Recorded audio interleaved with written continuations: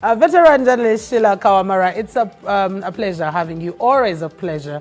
A very good morning to you. Good morning, Mildred, and thanks so much for the invitation once again. I'm so happy always to be on NBS. Always humble to have you. Charles Bichachi Odobo, an editor with Nation Media Group, Daily Monitor, and a veteran journalist at that. If we started asking about years, some of these people have practiced journalism for as long as you've existed. Good morning to you, Charles. Good morning, and thank you very much for hosting me. A pleasure. And looking forward to the conversation. Thank you so much. Dismas Nkunda, what have you been hiding? In lockdown. Dismas Nkunda and Mr. Joseph Kabuleta have a very interesting story on how the other joined journalism. But Dismas, just say hello to our viewers. Hi, first. how are you? Nice being here. A pleasure. Always happy for you to spare your time. I will ask just a bit about how you and Joseph Kabuleta met, especially in the journalism career. He's more suited to say that. Joseph Kabuleta, former presidential candidate, but he is a journalist, definitely. Once one, always one. It's always a pleasure having you. Good morning. Thank you very much. You know, Dismas Nkunda was an editor at the Crusader newspaper, and I just felt I fancied being a journalist. I had no training, I had nothing. So I walked into his office and I told him I want to start writing. Okay. And the first article I wrote was published in the newspapers, and that's how it all started. Just like that? Just like that. Well, courtesy of, Dismas Nkunda. Okay. That's an interesting one.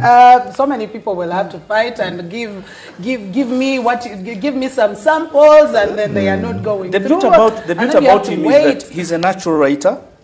So when he wrote the first story, you wouldn't even resist. And it was not only him, actually a couple of them, including Mark Sally, Okay. quite a number of journalists who would come and say, I want to write. Mark Sally studied forestry, right? Yes. And it doesn't matter what you have started, but you can become a good As long as journalist. you have the passion. Yes. Yeah, that's the most important one. And the skill to write. Exactly. And Sheila, when did you get into journalism? How did you get... The how is always the interesting one, because I have my own how, and it's an interesting one. Because this year, I actually made 15 years in journalism. Wow. Yes. Congratulations. Thank you. So how did you get into journalism? I think for me, I trained as a teacher. I was teaching economics in Trinity College, Nabingo, and I just felt that was not me. All along I had wanted to write because I was a literature student. I loved reading and writing. So I just didn't know where to start from. And there was this gentleman, the late James Namakajo. He was starting something like a magazine. And he was somewhere around Arua Park. Yes. So I walked into Namakajo's office and I told him I want to write. He said, "Are you sure?" And he was really a flamboyant guy. Yes. And he gave me a place. He said, "Sit there and start writing." He gave me things. Now I wasn't like Kabuleta. I was like, what do I write? What am I going to do? Yes. But fortunately, whatever I wrote went into that magazine. I think it was called South Magazine or something like that. And so... Just like that. Just like that. I had to go to school, of course, later on to IPA at that time, but later it became UMI. And next walked into the New Vision and said, I want to be a journalist here. And they just like that, and gave us typewriters that time. I didn't know how to use one, but... You had to learn. Yes. An interesting journey. Charles, yours. I think we've not done this on the media roundtable, but people already need to know. How did you get into journalism? Dismas and I were classmates. Okay. At A level in Namiliango. And Actually doing the same course. Doing the same course. And we all wanted to be journalists. I was just a class behind them. In Namiriango. They inspired you. Okay, yes. So Dismas went on to study mass comm. Okay. I didn't study mass comm because I was just short of the points. So I studied literature and political science and art of communication. And most of the classes of mass comm were essentially attending them with the literature with Dismas. So when Monitor was starting, somebody said, my auntie said, you talk about you are interested in journalism, because I was editing the Concord. Yes. That was the bulletin for the complex hall. Okay. So I was somebody took me to meet Waf and Charles Onyangobo. Onyangobo, yes. Yeah, I said, wow. Both of them were taught by my father. Oh. So he said, you're Bichachi's son. You are interested in writing? We have no problem. Can you write? I said, yes, I can. He said, give us your first story. Go and write a story so we can tell whether you can write. That's which year? That was in 92. I was born, please don't say. So I hope Mildred by that time so I Please, figured go there. So I figured out what should I write. Yes. And I said I needed to do something, to write something that I've never read about, something very unique. So I told my father, I want to go to the island, Sigulu Island. So I want to write a story. How is life on the island? That's the first time I got onto the boat. So I went to Sigulu Island. I spent a week there. I was fishing with those guys and came back and I wrote a story, a special report. I submitted it. You know, Monta was weekly then. I submitted it, I think, on Monday or Tuesday. On Friday, it was in the paper. I sub-edited it. Yes, so when I came... An interesting one, but I can see that Mr. Kabuleta, Sheila, and yourself did not start up in Mascom. Dismas you did. Was it a dream that you actually wanted to become a journalist? Yes. So in the village, when I used to look after cows and goats, I would be reading or listening to BBC, listening to news. So it became my passion. I honestly wanted to become a journalist. So fortunately, when I went to Namilyango and they offered me literature, economics, and geography, which I was studying with Odobo, I passed and I got the marks to take me to do mass communication. Then in 1992, when Monta started, Charles Onyango Bo was our lecturer, and Ouma Barikoa. So they just easily picked, I think we were 4, Onapito, Susan Tsibirwa, Martin Mpungu, and myself when they started. So we are the first reporters. Interesting. 1992. And all that time, yes, the journalism is still there. That's why I said once a journalist, always one. Like the Nigerians say, once a thief. Always a thief. All right, ladies and gentlemen, that's just a bit of the history. Sometimes when we look at people seated here, you're wondering, how long have they even been in journalism? Was it their first passion? It's very, very clear that for most journalists, you have the calling. Even when you try to get to another path, you will always be gotten back. Now, this particular week, of course, we know what did happen in Kabul, unfortunately, as the Taliban took over, and so many people were trying to flee. We've seen those unfortunate videos of people trying to cling onto a plane just to be able to have a safe haven or to exit the country.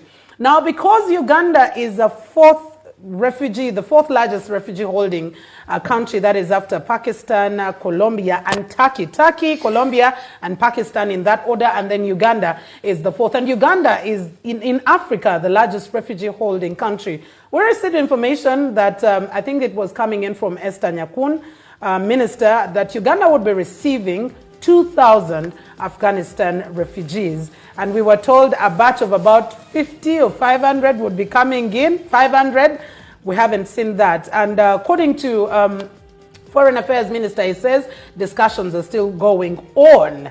But also, as the week closed in last week, the president came out stern on issues of human rights and then torture of people. This after severally, we've seen people appearing before courts of law limping, with bruises, with open wounds, and they said this is not part of what NRM believes in. This is not what the Uganda People's Defense Forces believes in.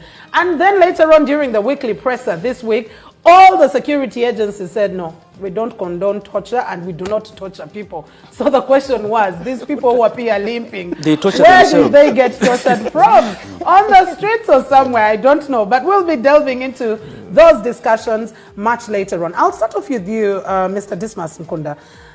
The issue of Uganda hosting Afghanistan refugees seems to be raising eyebrows, with many asking why Uganda, and some are saying it is an imposition from America to have these refugees here, because it's not a request of the United Nations Human Rights, United Nations High Commission for Refugees. It's a request from the United States, so they will come here, get processed, and probably be able to get onto their next destination. Your 2 cents on, we already have refugees from Somalia, from Burundi, from South Sudan, from so many other countries.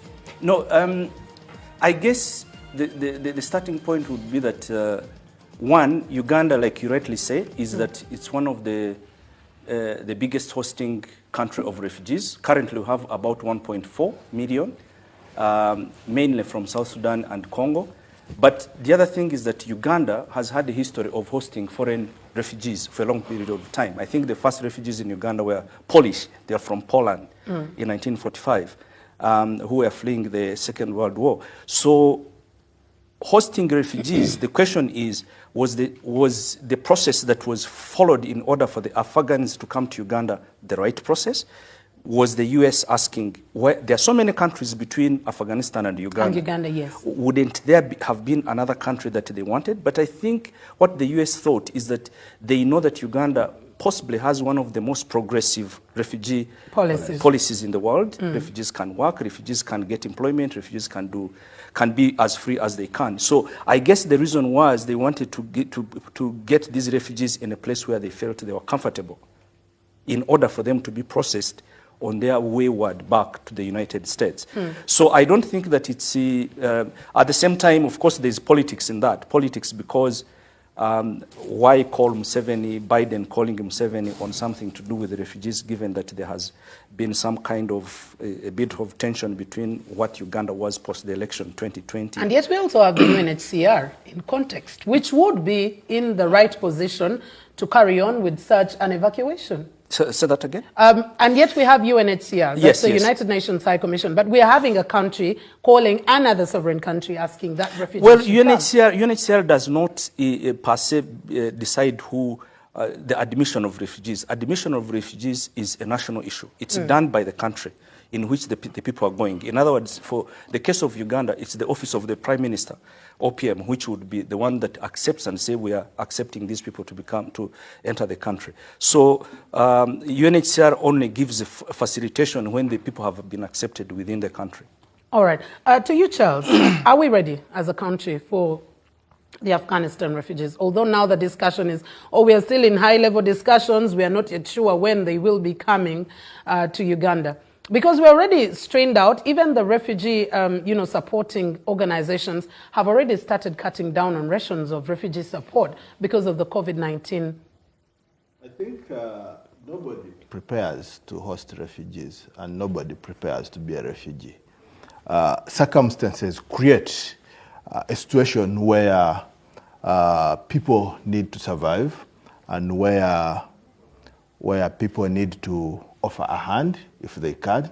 So if I remember, I was editing General Moses Ali's book, and 79 when Amin was overthrown, and the refugee, I think that was the first mass refugee for Ugandans in Sudan.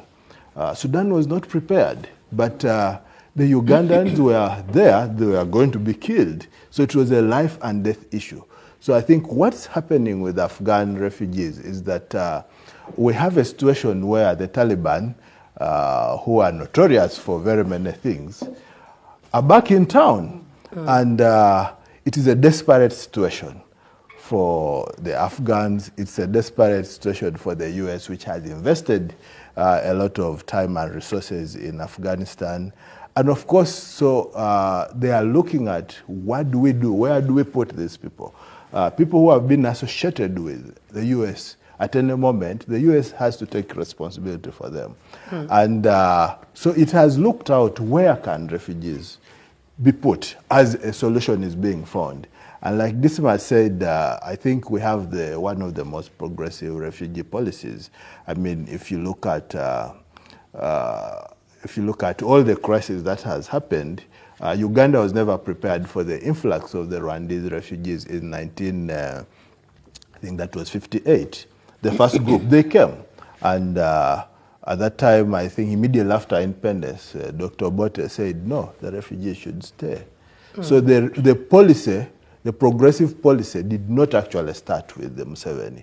It is a culture of Ugandans to help. Embrace others. Yeah. So I think we can't say we are ready for hosting Afghan refugees, but I think we have to make a contribution as a people to ease the lives of those who are in trouble. And given the situation that this is not necessarily going to be a permanent, they're not going to be based here. We know, for instance, there are a lot of Somali refugees who came here and they were processed and they went to the US, Canada, wherever, resettled. So the Afghans will come here as they are cooling off because it's a burning house where they are. And why does Biden call President Museveni instead of going through the UN? First of all, the US, for all its posturings, holds the UN in contempt and always does things outside. It likes to do its own things. So I don't think the US would feel that they have to go to the UNHCR to beg somebody to process. They know they can do it. They have the contacts. So I think that's why they are really not doing it within the UNHCR. Okay. Yeah. Thank you. Sheila, to you, lots of conversations that have come surrounding Afghanistan. It's saying Uganda can pay attention to so many other things and not just only hosting refugees, because we already have about 1.4 million in the country. Your 2 cents, first of all, on just the decision to have the Afghan refugees as well come through. Like Dismas said, if you look at the, the length between Afghanistan and Uganda, for many people it is, why? Why Uganda? And then I would say, why not Uganda? Because if you are a signatory to an international convention, you are obliged to help. But also in terms of humanity, as Odobo has said, I think as human beings, when someone is in trouble, you get out there to say, let me help out. So it doesn't matter how many countries are in between, but Uganda has to carry its obligation because we are part of an international or a global body. We are not, we can't isolate ourselves and say, this time we are not helping. Because also, Mildred, if you're aware, we have so many Ugandans seeking asylum all over the place. You'll find all Ugandans in Australia, Estonia, name it. They are saying they want to be, they're seeking asylum. Although sometimes it's economic, but it's still asylum. Somebody says, I fear for my life in Uganda. I want to be protected by another country. So the same applies for the Afghans. We know the Taliban, I think they don't have a very good history. Now you consider, for me, when the Taliban come back home, the first thing I think about is the situation of the women, the way they treat women. Really, if we can give a helping hand to save those women, because their lives are definitely in danger. The way they apply the Sharia law and whatever, to me, I think sometimes it is abused to abuse others. So if we can give a helping hand, why not? Because who knows, tomorrow I may be seeking asylum maybe in China or in another country like Afghanistan. It is never a permanent situation. You never know when you can become a refugee. Yes. And I think a number of Ugandans have tested being refugees. And as a result, many of them, those who have ever been refugees, they will always say, I think when I know what it means, today you are a doctor and tomorrow you are in a refugee camp. Yes. You're a refugee. Yes. You are stripped of anything. I think it is humiliation. They are not coming here as tourists, as guests. They are coming here as people who have been stripped of their nationality. And to me, I think that is, I'm proud whenever I travel, I'm proud to be a Ugandan because I know I'm going back home. But now these are people who are running away, not knowing whether they will ever have a home, whether they will ever be united with their families, reunited. Because of course, when you're running away as a refugee, you're caring mainly about your own personal life and your immediate family. So you are, I think, to me, as Ugandans, we need to not belabor the point of saying, should we give them a helping hand or should we not? We have enough problems of our own. Yes, true, we do. But at the same time, humanity calls. Okay, yeah. Thank you very much. Mr. Kabuleta, your 2 cents on the discussion of Uganda hosting refugees, because the high-level discussions already ongoing. The thing is, of course, all these people have looked at the humanitarian side, and I do share a bit of those sentiments. But the truth is we have a refugee policy that is not sustainable.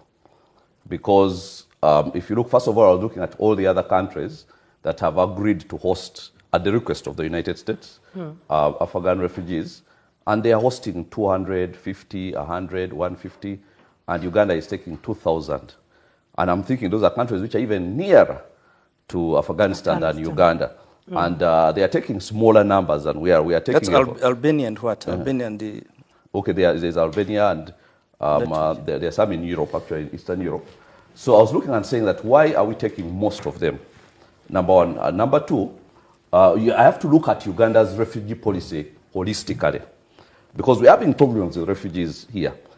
Because if you look around, while the UNHCR praises us for having the most progressive, refugee policy, it's not sustainable because the host communities are angry. And it is going to cause a problem at some stage. Because I'll give you an example. I was talking to an LC5 from one of those places which hosts, I don't want to name him, most of those refugees. And he says that there's a policy, because the refugees come and they are registered and then they are given some stipend from which comes from UNHCR and other agencies that help refugees. And he's telling me that there's a 70-30. Of course, there is a 70-30 policy where 70% of the money that comes helps the refugees, 30% helps the host communities.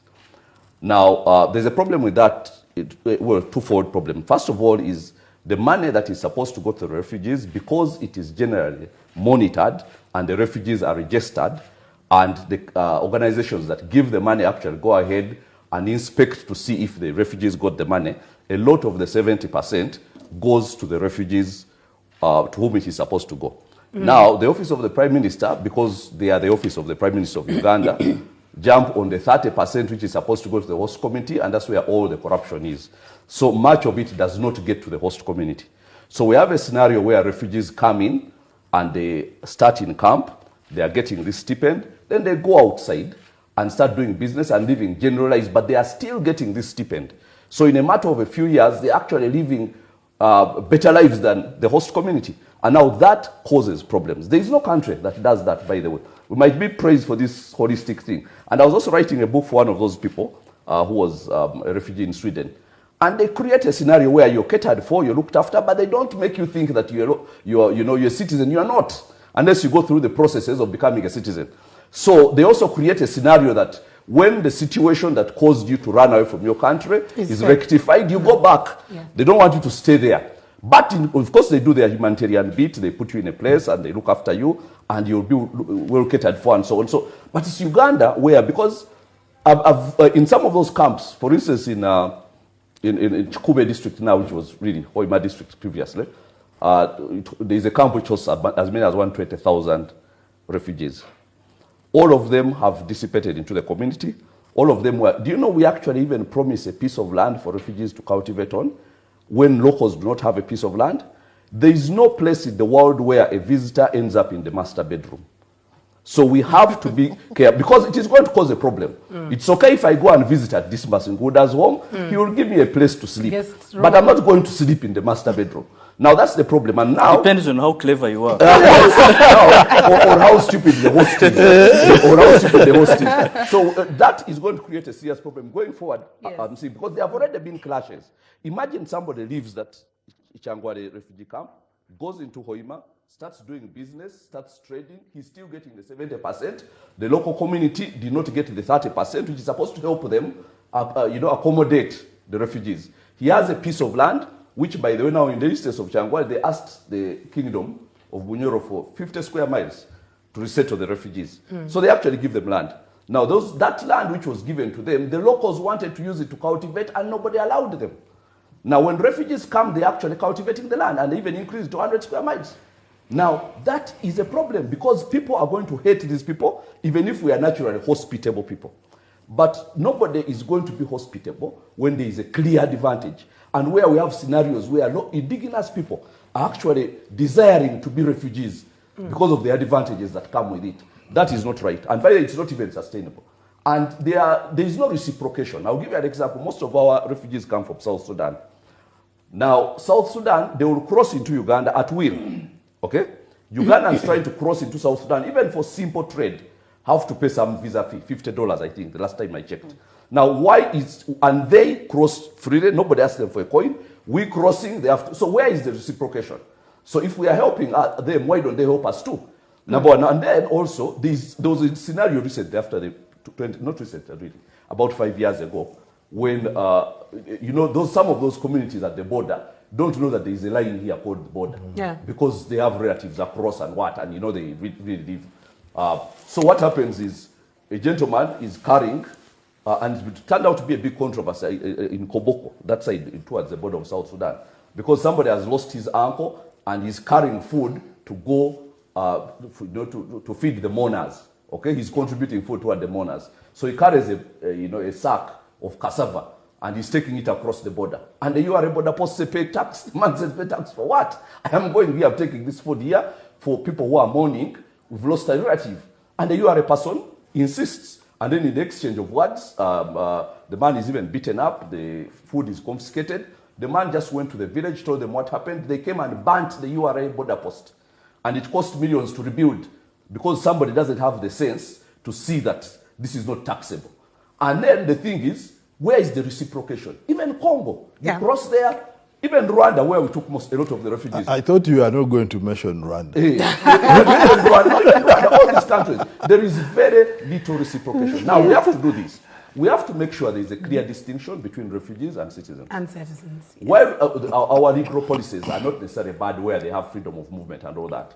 But we must make sure that for the sake of the refugees themselves, there is no clear advantage between favoring them over locals. Otherwise, that is not sustainable. There will soon be an outpouring of wrath, which is so un-Ugandan because we are naturally hospitable people. I totally agree. Drawing the line, because these are issues even the United Nations High Commission for Refugees has raised, and these are some of those issues that we will be delving deeper into. Do we only need to look at the humanitarian aspect? Is it even just about the humanitarian aspect, or there is more than meets the eye in this discussion about hosting the Afghan refugees? That and much more when we do return.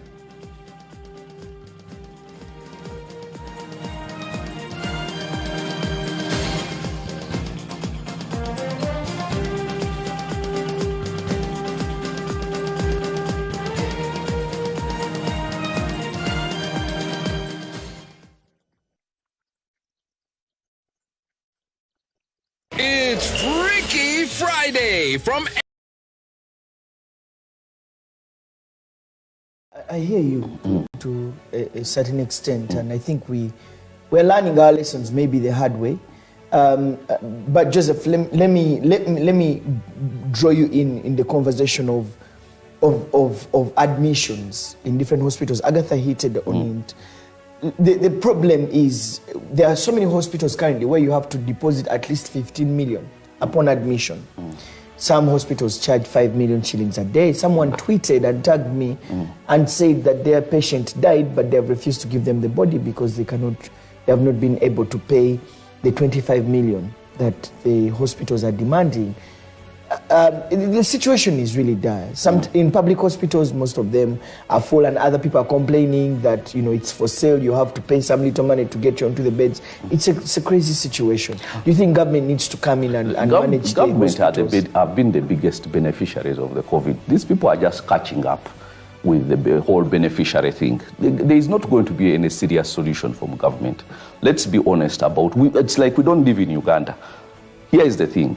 Since COVID started, there's been a lot of profiteering, and not from hospitals. Hospitals have only just gotten in on the act. Okay, there's been plenty. Right now, I'll tell you this. If you fly from Kenya, you have to have a COVID test certificate.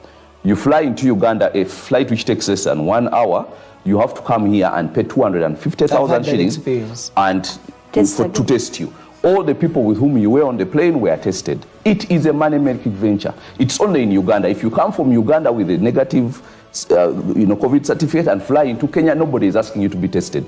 But Uganda, because we've seen the opportunity for money, somebody comes up and says, We have to test you here and you wait a certain number of hours before we clear you to go. But you had a test from whichever country you came from. Those tests are valid for 72 hours, for crying out loud. There is no flight that lasts 72 hours, so there is no need for that test, but somebody is making money. Everywhere, people are making money, and you've had that, and it's a whole, there is a lot of COVID profiteering. And now once it goes into the profiteering, then everybody wants in on the act. So the hospitals are just getting in on the act. I mean, by the looks of things, it will be cheaper. It will soon be cheaper to treat cancer than COVID. I mean, where is the logic in that? There is none whatsoever. But because people see this is where the money, so first deposit this amount of money, first do what? Let me tell you something. And then even when you deposit the money, what treatment is being given for COVID? If you need oxygen, that's a totally different thing. And maybe there you really are at the massive. But what treatment is being given in those hospitals? And what is it worth that amount of money? People also have to gauge themselves. You see, when Ona is saying his children are scared, you think I can let my children watch this news where it's talking about COVID from beginning to end? They don't. Even I stopped watching news in March 2020. Because I realized the only thing people are talking about is death. Me, I'm alive, and I'm still alive. I'm still in town. So I don't want to project death on myself or on the people around me. So I know where to get my news. Okay. Okay, I'm not saying, of course, there is a lot of news we watch. Don't get jittery, because when it's not COVID, I enjoy watching news. But the truth is, when the headlines, this what I say, okay, have yourselves a nice evening. Let me find something else to do that is uplifting. Okay. Because I have that responsibility. But now, going back to your question, Solomon, of the hospitals, the whole COVID profiteering, the whole venture, okay, the whole COVID thing started a long time ago. And I am telling you, I have seen buildings rising up in town, and I know they are owned by people who are getting COVID money. I'll tell you that our national debt was 47 trillion in March 2020. It is now 67 trillion. I will not say all of it has been taken, for COVID purposes. Of course, there are other things that have been taken. But imagine rising in 1 year, just over a year, by 20 trillion Uganda shillings. And much of it has been taken in COVID response. And we don't even have oxygen. Okay. How much is oxygen? And we don't even have any serious government response. And we are not going to have. So the thing is, that money is going somewhere. And she's saying, where did the money go? Of course we know where it went. Okay. All right, guys, it's so...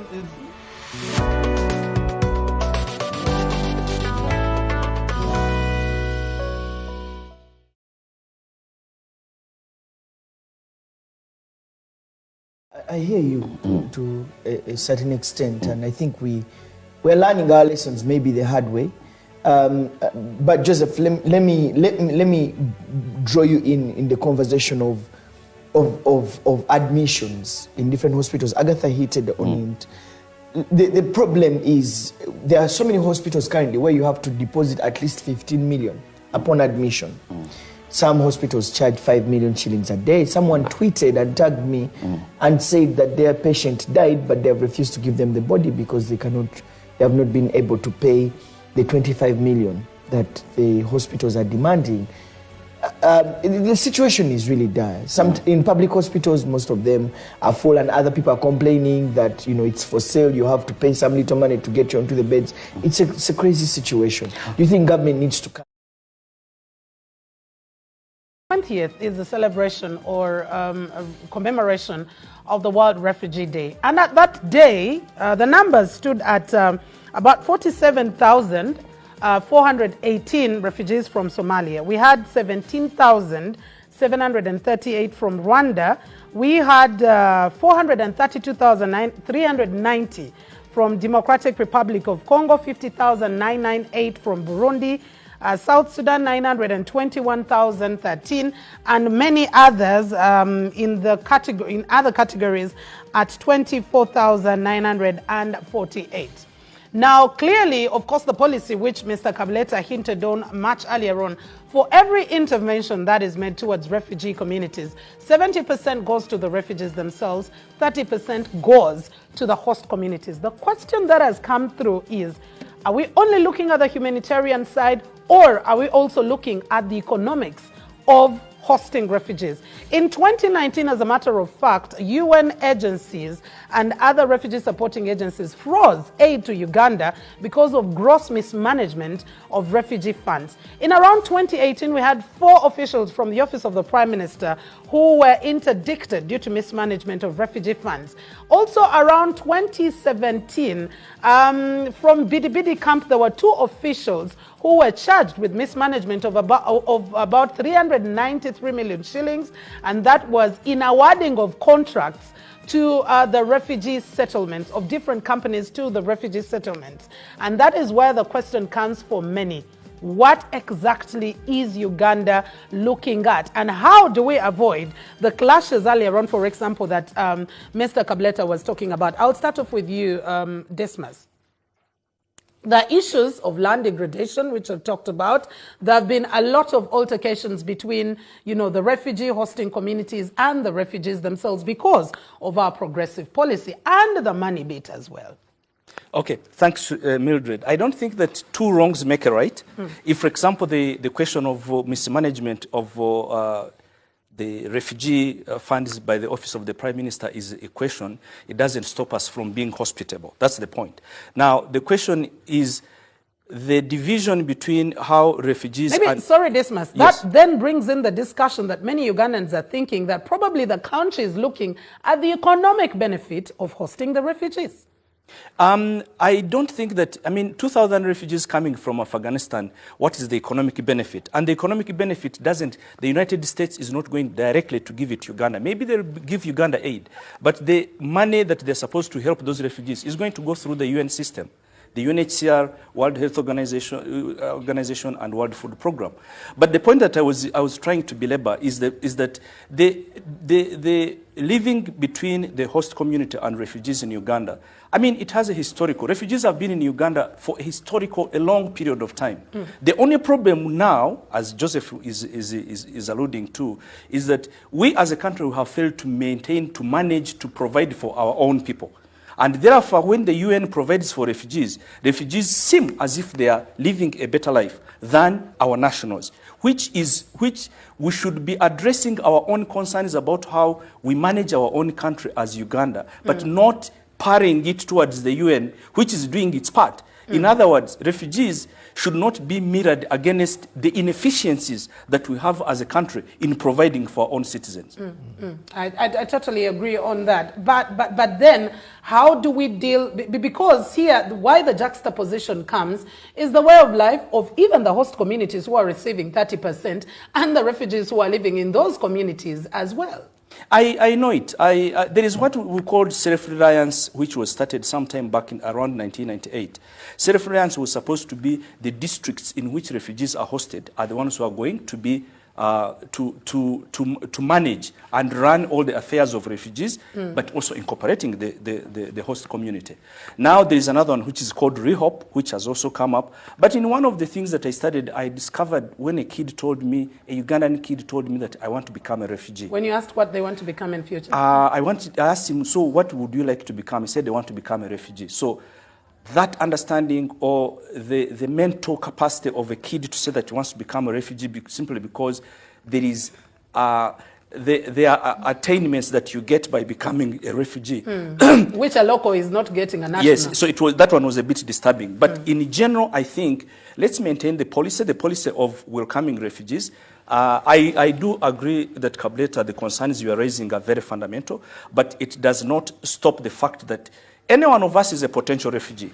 Any one of us seated here. So we need to provide and be able to protect that space such that when we too become refugees, we can be able to enjoy the same enjoyment that these people are having. The second important thing is that we need to look at why we think Uganda has a progressive refugee policy. The people, how many people have become were refugees?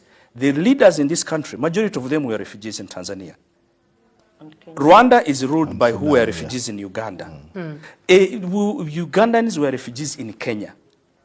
Kenya has a different refugee policy as compared to Uganda. But Ugandans lived there in encampment policy. So I think let's protect this fundamental thing of saying that, like Shira said, we are signatories to the 1951 Convention, the OAU 1967 Convention, which protect refugees. And I do believe that since we don't want, I keep, whenever I'm speaking to people about refugees, I keep asking them, tell me 2 famous refugees that you know. All of you here, tell me 2 famous refugees that you know. Museveni. No, Museveni is not that famous. You want to start with Museveni and President Paul Kagame, right? Incidentally, Kabuleta is as an evangelist. One of the most important refugees was Jesus Christ. He fled from to where? To Egypt. Yeah. Because he was fleeing from persecution. The second one is who? Muhammad. So any one of you can become a refugee, and let's protect that space. Yes, exactly. And I'll come to you, Mr. Kabuleta.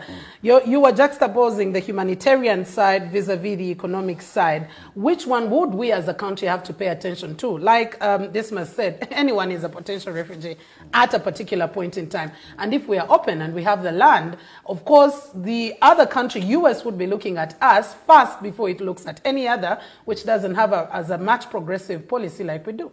The question is, why do we have such a progressive policy, which is over-progressive? Because so we know we are potential refugees, because that's what the ministers have as well said. All those countries are full of people who are potential refugees.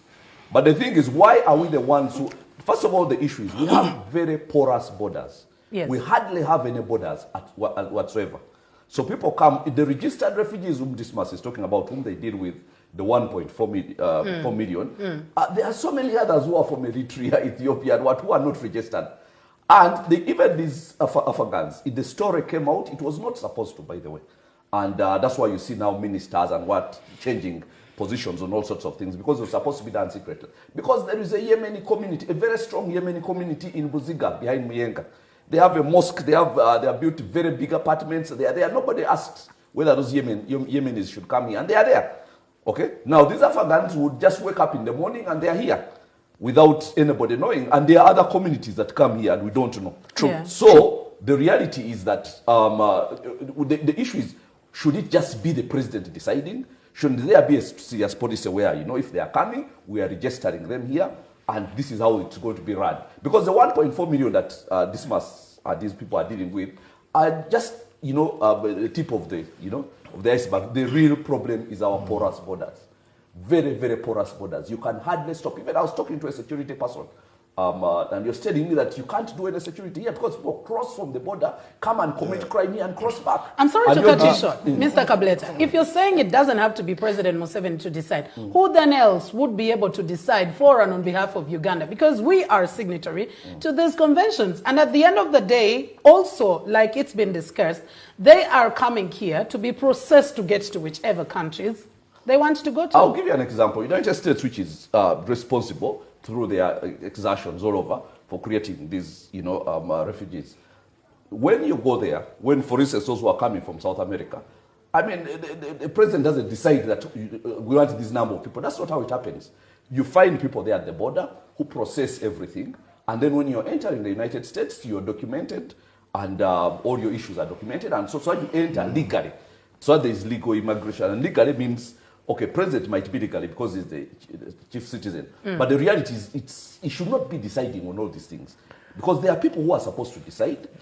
Even if he decides on, there is the vetting of who is coming. Yes. They are coming from a country which has been at war for forever.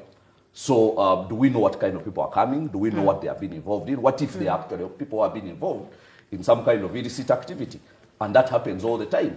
Are we safe ourselves? Do we as a nation feel safe hosting people from a country which has been in belligerence for all these years? And now, whereas don't get me wrong, the whole issue of hosting, I totally agree with it in principle. But there are two issues I have. Number one, there is very little reciprocation. Even this man said, when Ugandans were refugees, he said it here in the break, in Kenya looked at those who could add value to the country.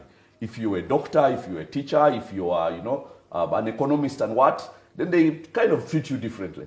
Now, if you're just, look, I won't use the word used, but if you're just somebody who they consider not to have any, input, they are going to put you in, in a camp, and you are confined there. You can't just move and go and get a job and, you know, start a business and something like that. So why do they have that policy? Why do we have something different? But the big thing for me is the sustainability. Okay. Because when the refugees, when a young kid, as this man says, he says he wants to become a refugee, do you know what that kid is going to do when he grows up? He is going to naturally hate, because jealousy is one of the biggest things. Hitler turned the whole Germany against Jews by saying that they all know the banks, they all know the insurance companies, they all know what, just going on, you know, that characteristic that so many people have embedded inside them. That's why we've had xenophobia in South Africa. Called jealousy. So he just stirred up the jealousy and said, why do these people own everything? And suddenly everybody is against them. So the thing is, if our refugee policy is to be sustainable, we have to come up, while I agree with this mass that if the UN is looking after their people, we should look after ours. But maybe the UN should also look after ours a bit. Because here is the thing. You're having the 30%. Let me finish. It's not their mandate. No, let me finish this. Let me finish. Because if I go to this mass's home and I say, I have come to stay here, all I want is a room. I will buy my own food. I will feed myself, I'm not using any of your resources. Then it turns out that I'm eating much better food than his family. He's not going to be happy. We'll send when you I away. say, okay, I'm using my own food, but then they should I'm serving beautiful meals, and his family you know, Why don't we share since you're in my house? That's the point. That's exactly what he's saying. If I'm buying good food for myself, why don't I start by also buying good food for his family? So that when I eat my good food, this man is not feeling bad. Okay. All right. Thank you very much. I'll come to you, Charles. You wanted to respond to I something. think what Kabuleta is talking about is a failure in our state system. And it's not just about refugees. You can look at even the citizenship registration itself. Look at almost every aspect of the state is not functioning well. So that is why we are, if you say porous borders, if our border with Kenya is porous, it means Kenya's border with Uganda is porous. And Rwanda's border with Uganda is porous. But you see, Ugandans cannot just cross into Rwanda and disappear there. Ugandans can't cross to Kenya and disappear there. It is the same border. There are no checkpoints. I come from a border from the Kenya-Uganda I'm not sure border. if you're not Kenyan. You see, Kenya was part of, that area was part of Uganda previously. So they are Ugandans. Okay. All right. So I think the problem we have is our systems don't work. We don't have proper systems to monitor, to register our citizens, to provide for our citizens, basically everything. So the UN is doing a good job what it is mandated to do about refugees. And our government is doing a shoddy job to take care of us. No water, no medical facilities, no nothing. And so that is why we see this problem. So our focus as people who understand better than the local communities, that will simply look at it as an issue of biscuits being available to a refugee child and not their child. Our pressure should be on our government that what you should do. I'm glad, of course, you ran for president. That's part of the pressure, trying to create the pressure. I wish I was a voter. I would have voted for him. Yeah, but it has to be sustainable. You're not a Ugandan. So I am refugees, Ugandan, but we should not, as intellectuals or elite, we should not fund refugee animosity. Okay, We should, Mr. Joseph Kabuleta raised, just before I go to Sheila, raised an important point of security of who exactly are we admitting, just in case they are the wrong elements. And I'm bringing this in context of the Somali and our intervention in Somalia for AMISOM, which later on was taken back on us with the bombings from the Al-Shabaab, and they claimed you're meddling in our own views. When Ugandan refugees were fleeing into Sudan in 1979, who was running? The former Amin soldiers, their children, their relatives, and so forth. So would Sudan say, look here, if you're a former soldier, don't come. Those are the guys who are going to be killed. And how about Uganda goes in Sudan and is looking for the same people? They're just trying to juxtapose such scenarios. No, you see, so what I'm telling you is that when a situation of refugees happens, the ones that live are the ones that feel most unsafe. Vulnerable, yes. And so if you try to put a sieve at that point, I think you're doing it the wrong way. The thing is that when refugees come into this country, they should not be able, we should have a system, and that's why I'm saying we have broken systems, that nobody can commit a crime, whether you're a refugee, whether you're a national, and get away with it. So our systems are broken. That is why the Somali refugees, and those who are not refugees, the ones who come to commit crime are actually not refugees. They come under the cover of refugees. Okay. And they plant bombs or whatever. But our system, our security system, is not able to detect what that is happening. So if they can't detect what citizens are planning or are doing, how will they detect what refugees are doing? Okay. So we must fix our problem. Mildred, there is a process under international protection of refugees in which you can be able to identify armed elements and you separate them from the civilian. So what they call asylum, when you are seeking to become a refugee, it's called an asylum. You are seeking asylum. So asylum is supposed to be civilian in nature. In other words, people are supposed to be civilian. If there is an armed person or individual who is deemed to be a threat, such individuals are given a different. Actually, the International Red Cross is the one which handles those kind of individuals. So for this purpose, if we fear that these Afghans maybe they are going to come in and start becoming doing the same things that the Taliban will are come doing. Looking for them in Uganda. Or the Taliban come looking for them in Uganda. The United States wouldn't be allowing to take them in if they haven't been able to do what? To detect what exactly they are. So I think that understanding that part of how protection of refugees happens would help us in this. It goes back to the systems that Charles was talking about. But Sheila, I'll end up with you. Humanitarian, economic, the security issues all involved in this. As government plans to finalize on hosting them, because they said they are in discussion. I think for me, the sentiments I'm hearing from my colleagues are the same sentiments that have been expressed in Sweden, in the United Kingdom against refugees, because usually the host communities feel threatened. They're saying, I work the whole day and somebody's getting something for free.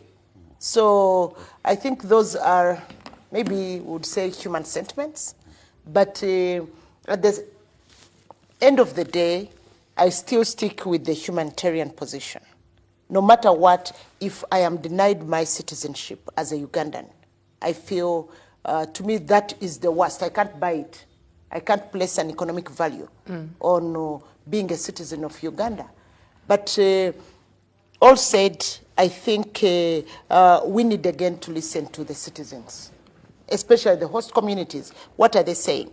What is government doing or not doing for the host communities? Because when refugees are settled into a community, like with our policy, the wonderful refugee policy, we know refugees are not kept in a camp.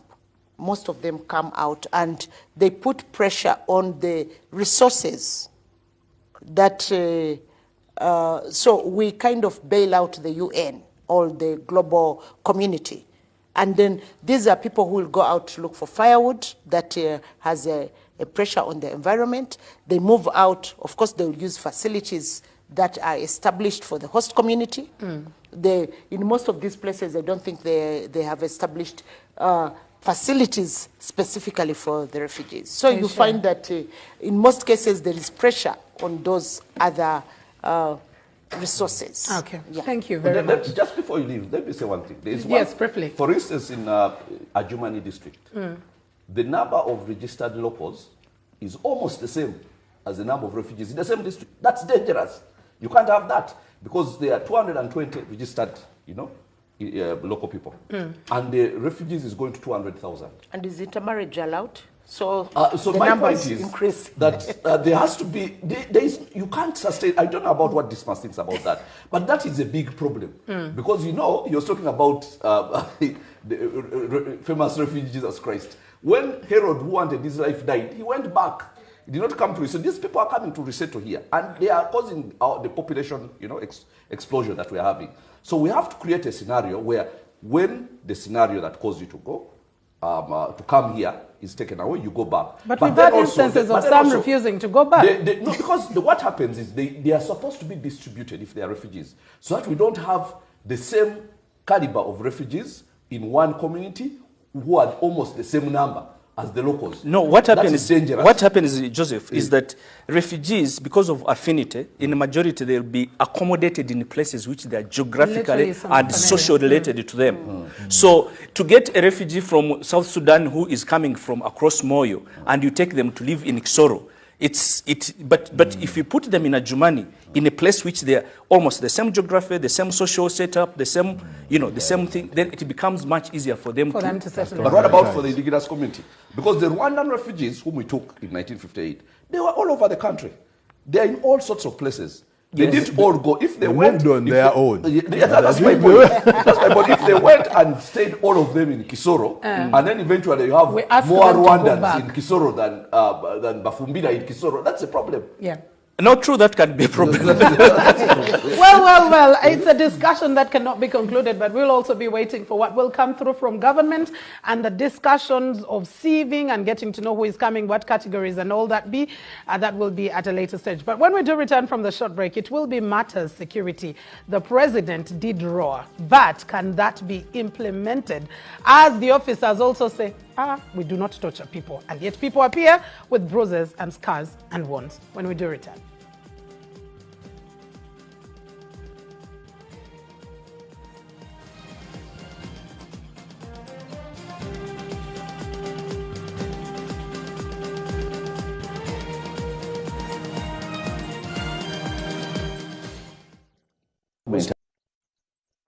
Have been the biggest beneficiaries of the COVID. These people are just catching up with the whole beneficiary thing. There is not going to be any serious solution from government.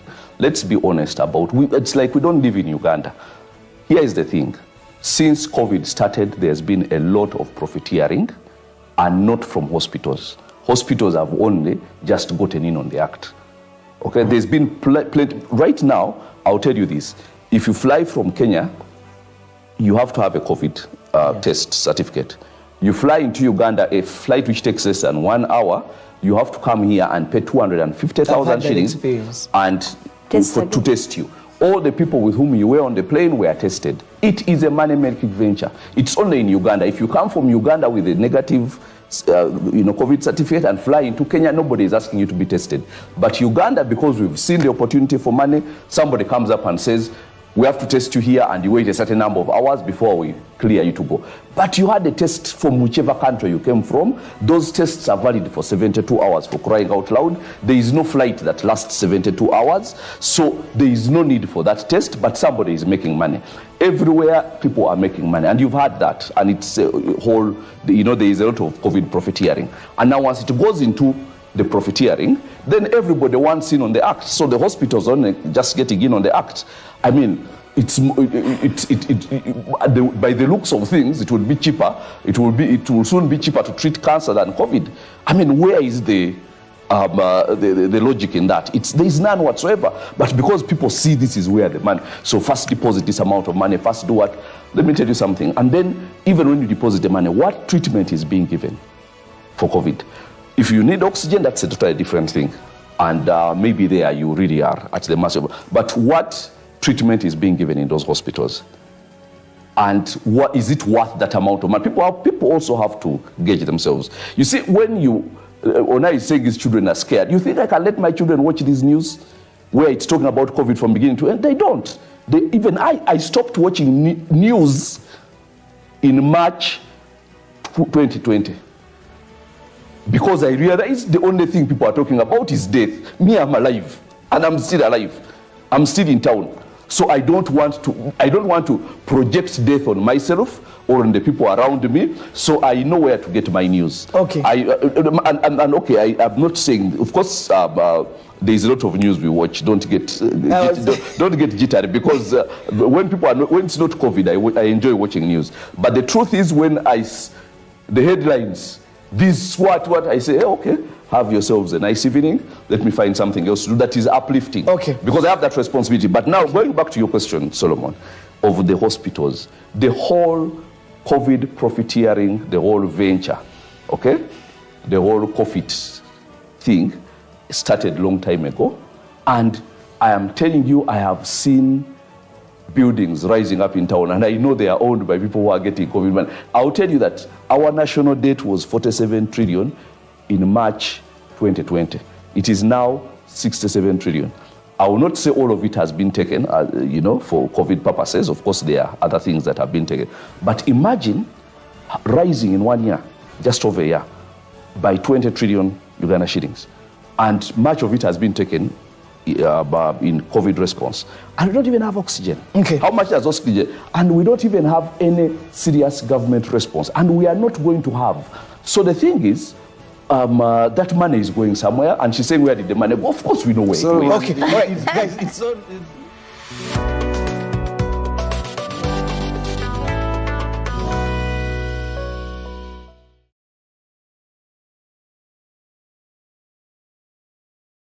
I hear you to a certain extent, and I think we're learning our lessons maybe the hard way. But Joseph, let me draw you in the conversation of admissions in different hospitals. Agatha hit on it. The problem is there are so many hospitals currently where you have to deposit at least 15 million upon admission. Some hospitals charge 5 million shillings a day. Someone tweeted and tagged me and said that their patient died, but they have refused to give them the body because they have not been able to pay the 25 million that the hospitals are demanding. The situation is really dire. In public hospitals, most of them are full, and other people are complaining that it's for sale. You have to pay some little money to get you onto the beds. It's a crazy situation. Do you think government needs to come in and manage the hospitals? Government have been the biggest beneficiaries of the COVID. These people are just catching up with the whole benefit. Roundtable as we assess the stories that made headlines during the week. Earlier, we were talking about refugees. We let that discussion continue on social media. The hashtag is NBS updates, hashtag NBS Morning Breeze. Next on the agenda is the president's, would we say, human rights speech, security speech. It was meant to be security. It turned out human rights, and then we had COVID in there. But the main focus, of course, being on security and the maltreatment of Ugandans, where the president said that is not acceptable. First of all, even information, he said it's because of lazy people who do not want to use scientific means to extract information. They decide to beat up people to have them subdued and then accept whatever they didn't even have to do. And we know well that information that is gotten after torture cannot be just before court and accepted. It definitely is not admissible before court. I'll start off with you, Mr. Kabuleta.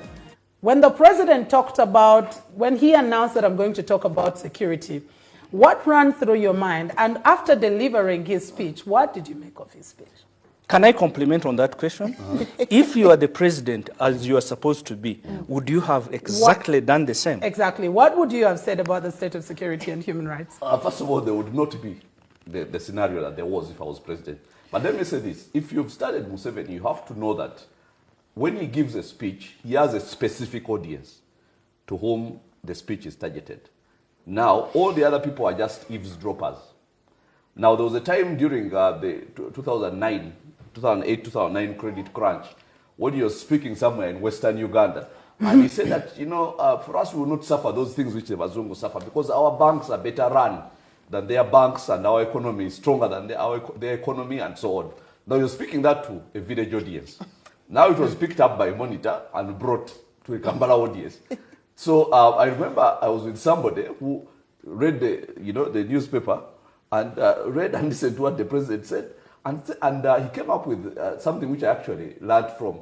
He said, I think Museveni wasn't talking to us, people who are educated. He was talking to the villagers. This monitor just go to the village story and brought it here. So for us, we are eavesdroppers. The conversation was not meant for us. So now you have to know that when he gives a speech, there are people for whom it is intended. Now, the speech on human rights and torture and so on was not intended for the Ugandan audience. No. It was intended for the international community because there was a report about the human rights record in Uganda, and it was not complimentary whatsoever. It was actually very damning on this government. So he was addressing himself to those people. For us, we are eavesdropping. Because we know, of course, there's nothing that's going to change. As somebody was telling me on the day that he gave the speech, the following day after giving the speech, military is poured all over the streets. Now, not even police to enforce, COVID. And then there are people beating up people, and there are people who saw it. I didn't because I'm usually home by 7. Anyhow, so they know that this was not meant for us. If they actually thought he was serious, there was a command through which to come. The president does not speak to security forces through the media. No, through the media, through television. So he was speaking to the foreign people and saying that if there is any, and of course it came at the time when Sudan is also saying they are giving over Bashir to ICC. So there were so many other considerations that the president had. So we were eavesdropping, and so we were not supposed even to be in on that conversation.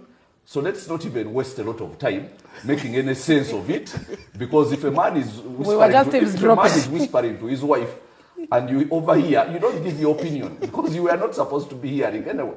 So the reality is that, of course, we know nothing is going to change. The torture has been there. It's going to be there. He has previously, when he's now talking to the security forces in Uganda and to Ugandans, he's praised the very people who torture people. And we've had him in speeches previously praising them and promoting them and basically venerating them for torture. So now, this was made for the international community. I hope they had him. And I hope they are, I hope, generally I think they are not that fooled by it. And then he's, the whole thing of we don't torture, then the security forces also come up and say we don't torture. It is all saying it wasn't me. The shaggy way. It wasn't me. Even if he finds you out, it wasn't me. It wasn't me. So that's the whole point. So I don't even want to spend too much time discussing about it. The man, tomorrow is going to come and say something else. Depending on, every time there's little pressure, the next only thing he understands is torture.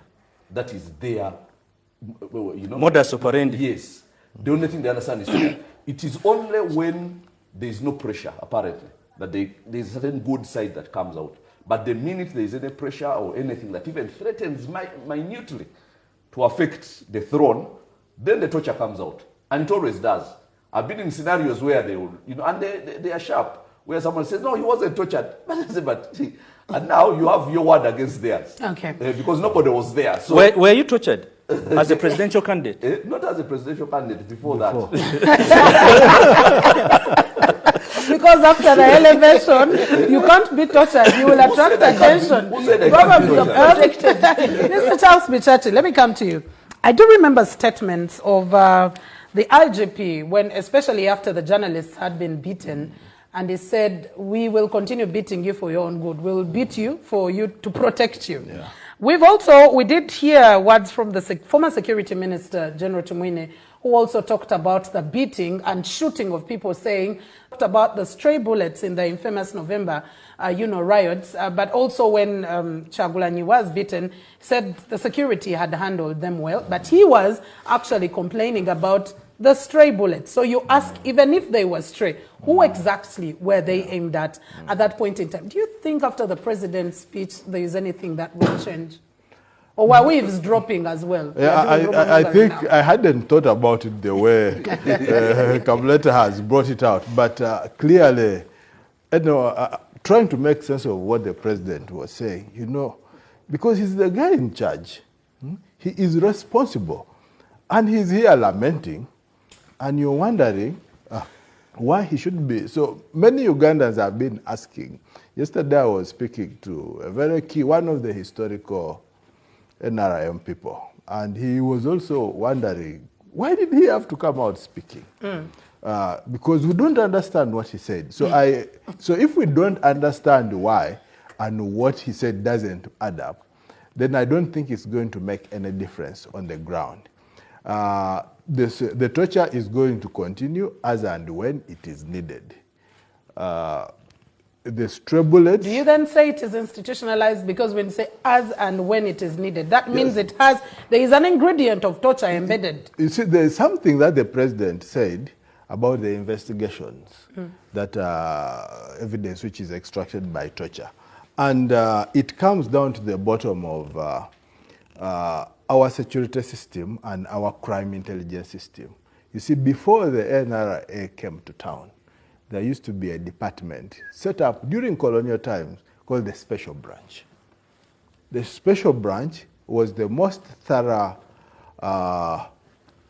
kind of intelligence, non-military intelligence network. It involved, well, it was run by the police, and the personnel who were in Special Branch were never uniformed people. So the Special Branch had files on almost all citizens of interest, including the presidents. So it was easier to detect crime and to follow, because people know, downtown, for instance, in the ghetto, people know who the thugs are. But how does this information get filtered? There is no system. That system was broken because these guys came and got into police headquarters, and they found files on themselves and all that they were doing. So they said, this is a very dangerous thing. So they killed it. So now in place, we have no crime intelligence system at all. What we have is a torture system that extracts evidence of crime by, you beat the stubborn cows, you beat the, to use the cow, imagery. So we have the stick as the only thing that we can use to either enforce discipline, to get information. We don't have any intelligence. So for the president to come out and say, this must stop, and you have not established the system, CID was as well broken. So what you have is SIU, where Kabuleta was taken, and I'm sure he knows very well how they are getting evidence from him. So the normal system that should be helping manage crime and security are dead. What we have is the stick, the bullet, and some more stick and money. That's all. So nothing is going to change until we go back and reestablish proper systems, which still exist in other countries. Okay. Yeah. Thank you very much. Sheila, in real life, if you do a wrong and then you are being cautioned, when you start self-defense, it makes the settlement of the issue even much harder. But if you accept there is a starting point. Here the president says there is torture and warns police, warns all the other security agencies. Later on, we have security agencies and their leaders coming through and saying, we don't torture people. And yet there is clear evidence, which the president even used from different media channels, of people limping, they're having wounds, they're having scars, and here we are saying we do not torture people. I think for me, I would say for President Museveni, it was a very poor media stunt that he tried to pull off. He should have been advised better. First of all, not to come out in the media. He's the commander-in-chief, and he has a command structure of which he is responsible. If he is to put his boys, as he calls them, in order, he knows how to command them, not to come to the media and try to come out clean. You people, we don't torture the NRM, or that's not our policy, etc., etc. So, of course, it puts the security agencies also into kind of disarray. We get orders from our commander-in-chief to do what we do, to do the torture. Yeah? I'm sure they don't do it on their own. So if now the commander-in-chief goes to another media outlet and says, you know what, we don't condone this, and you should, I don't want to use the word backing because he's a senior citizen. So you come out emphatically to say, we don't do it. Of course, the others have to come out and say, we don't do it. Then who does it? Do these people, when they are arrested, the suspects, go out there and start torturing themselves and come out to say, I was tortured? Of course, we know it's not. Many citizens have come out to tell the world what happens. Some of them have died as a result of torture. Some of them we will never know who they are because they are not recorded. They just disappear and their families forget about them. And to me, which is very unfortunate, because that is the very reason Museveni and his group went to the bush to protect Ugandans against torture. but you know that it's going on and you condone it, because by keeping silent, you're actually condoning it. Okay. Then it has grown out of control. He doesn't maybe know even how to handle it. And he has left us as Ugandans to the lions, actually. Okay. So speaking about it does not help. It doesn't help. Dismas, to you, do you think we were eavesdropping and we are therefore rumor mongers as Ugandans, paying attention to what the president was saying, communicating to another kind of audience, like, you know, Mr. Joseph Kabuleta said? I think what happens, there is a scenario which helped me to understand this exactly. When the president was speaking, there's someone, a social media person, brought out a cartoon in which the spokesperson, Enanga of police, and the spokesperson of UPDF are winking and saying, is that what the president wants us to do? It's like literally mocking him, mocking the president of what exactly he's doing. So it doesn't, I agree with the Kabuleta. I don't think that there are two Musevens who we're having on that day. There is the Museveni who goes back to the NRA and starts thinking that things are supposed to be the right way, no torture, no what. But then there is the Museveni who, as elections were happening, where my good brother Kabuleta was happening, you know the torture that happened post-Chambogo after the other day I was speaking to a group of youth, and the youth told us it is the first time that the youth have ever been so much tortured in Uganda's electoral history. Why? Simply because there was something at stake. There was an election at stake. So I agree with Joseph that if there is anything that is going to happen to see that, we are going to lose the election, the throne is going, torture is part of the basics of doing those things that to make that the person remains in power. So there is what we can hear, the president speaking and telling the world that Uganda is a very clean country. We haven't tortured anybody. We should stop torturing. But let's go to the places where they torture and we see what's happening currently. Exactly. Now, we know torture does exist, true. It has been evidenced. Part of it is probably never evidenced because there have also been indications of people being killed. That is why lawyers come through and say, dead or alive, we want this person out and stuff like that. We have the Prevention and Prohibition of Torture Act. We have now put it to personal liability of a security officer. You torture someone, you pay by yourself. Why do we think that this torture still does continue? And how can we make sure that we will probably put out lessons? Because many Ugandans have talked about people who torture and they're not reprimanded. They're still, serving even in their capacities. I'll start off with you, Sheila. How can we be able as a country to bring an end to torture and violation of human rights? Since now the president is saying we don't want to torture people. I think you're putting me right on the spot, because I would say we need to change the regime. Maybe it has stayed too long. Maybe if we tried somebody else, maybe they would come up with new systems. So I think sometimes the systems are in place. We have sometimes the best policies, the best institutions, but who is managing those institutions? Sometimes we need to focus and change the people, maybe managing those institutions, and maybe we will get a better solution. We hope so. Yeah. Mr. Charles Bichachi, where could be the salvation point? We have the laws in place. I think the salvation is not going to come from those who have failed to implement the laws that we have, or even who have pretended to create these laws. I think it all comes down to the power dynamics. And I remember one of the most chilling calls I ever received as an editor is after the torture of the beating up of MPs. During the age limit. And we made a decision in the newsroom. We said we should identify these guys because it must come down to individual liability. So these guys, can we identify them? We were able. Said we can identify them. So immediately after, an hour also, of course there was somebody in the meeting who was on the, as happened in the newsroom. It does. So the information, there is an informer somewhere. The information, people have been informed. And I get a call and said, you see, somebody says, you can write all the rubbish, but dare identify the individuals to lay them out there to be lynched.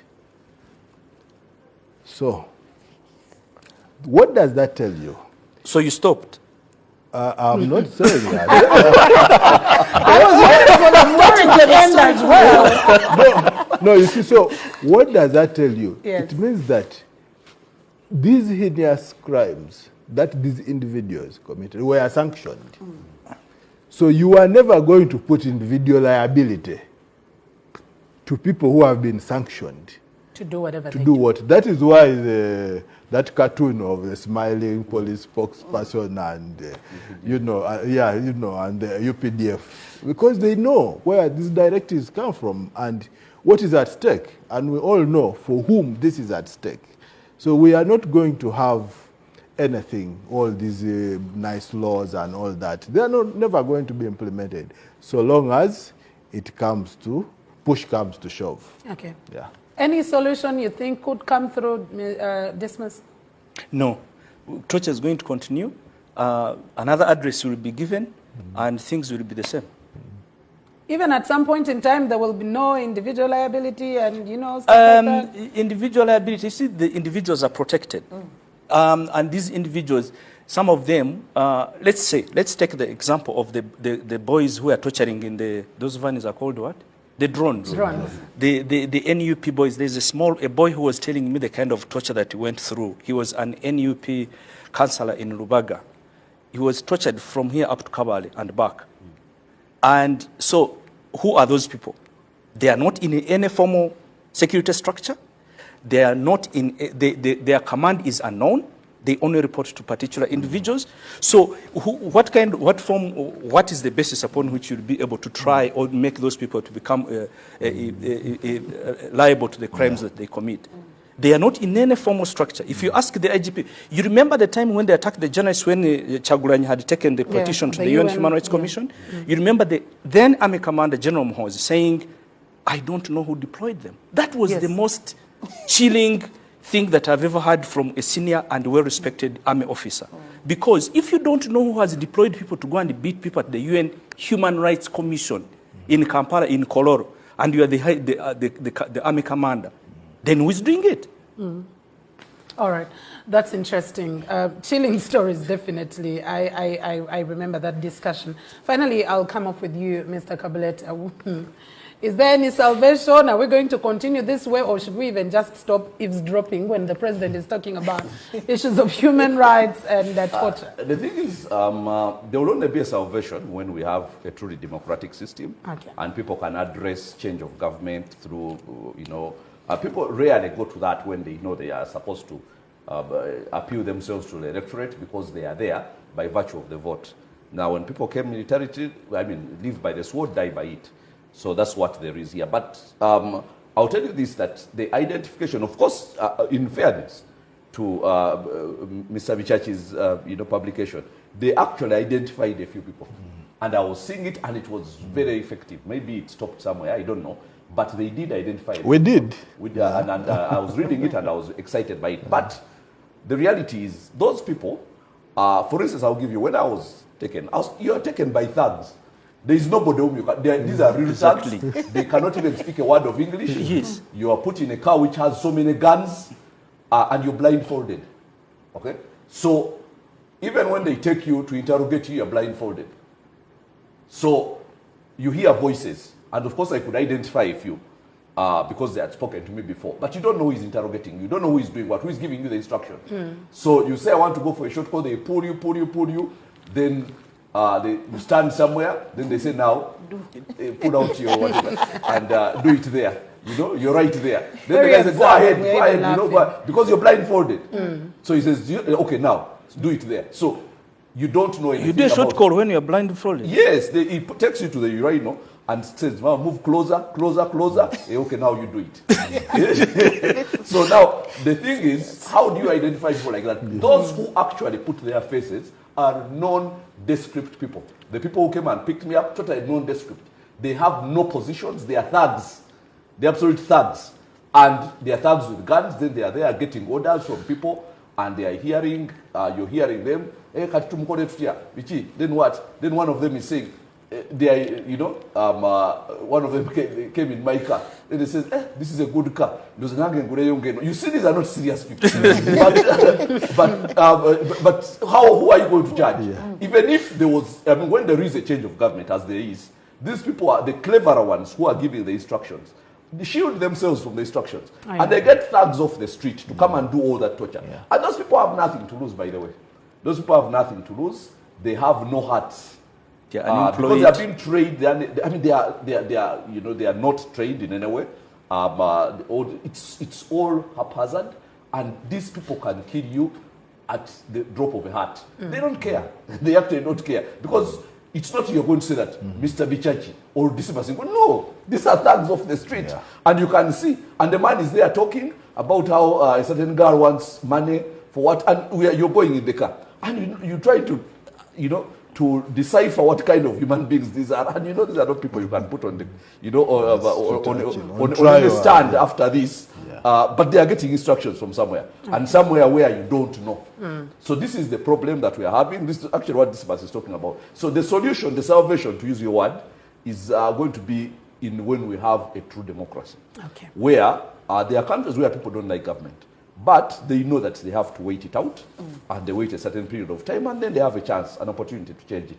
All right. Thank you very much. Well, that is all time could be able to allow us discuss, but you can take on the discussion continuously on #NBS Updates, #NBS Morning Breeze. Thank you very much, Sheila Kawamara, to you, Mr. Charles Bichachi, Mr. Dismas Nkunda, and the former presidential candidate. Can we now continue to call you Your Excellency?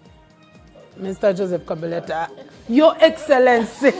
That's prophetic. All right, yes, so I'm prophesying. So that when it happens, you say, I knew it. That is all we had time for. A very good morning to you. God bless you.